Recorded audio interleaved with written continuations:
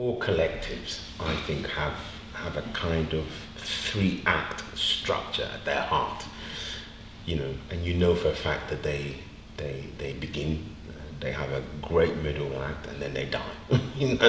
That much is true. And they're like bands, or one, because the initial enthusiasms that help to shape anything can't really be sustained over a decade. You need other reasons for staying together.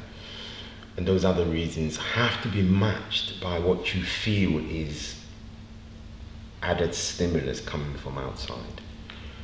And I think after 17 years, we just felt that, one, the political ecology had changed so dramatically that we couldn't really keep going any longer, after 17 years, because the way in which the collective funded itself was that we were getting monies from the Arts Council, from foundations, local councils, that sort of mosaic patchwork of funding was what sustained the workshop.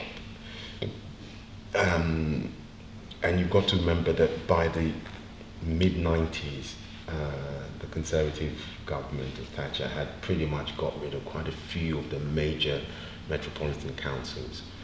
A lot of our money came through that, so that gone. The squeeze was on for a lot of the foundations that were putting money into alternative practices. So, financially we were just running out of steam. And I think we'd also got sucked into something that was necessary but was increasingly not anymore. In the 70s, in the mid-70s, I had a whole range of artists, experimental filmmakers, came out of a conference on Bertolt Brecht that happened in Edinburgh in 76. And from that conference emerged the idea that, a Gramscian idea really, that you should take the mainstream more seriously. The avant-garde practitioners needed to take the center more seriously, that we needed to be both in and against, not just against the state, and so on and so on and so on. And so quite a few of us then started to target what we thought were the institutions at the center as spaces of intervention and work. And of course, one of those spaces for us was television.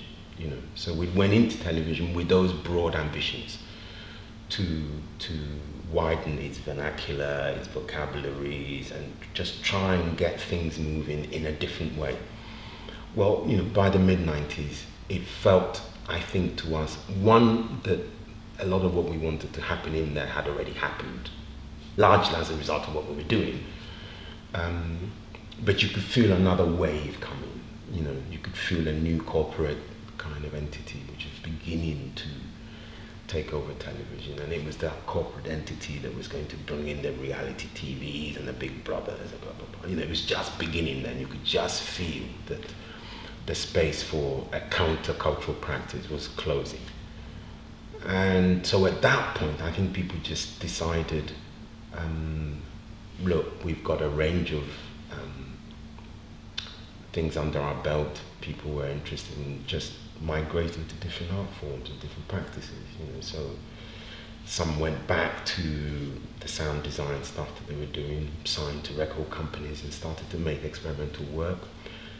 The three of us who were principally concerned with the moving image in black audio then felt that this was then time for us to branch out and try and do something just, on moving image culture. And our practice didn't change, and it still hasn't. You don't have to call yourself a collective to work collectively. We still do pretty much, or rather work pretty much the same way as we've already worked. We've always worked, rather. And you still have to do what you did in Black Audio with projects. I still have to suggest things, and if the other three thought it sucked, then it doesn't go forward. So that's still the case. We pretty much are interchangeable in terms of what we do.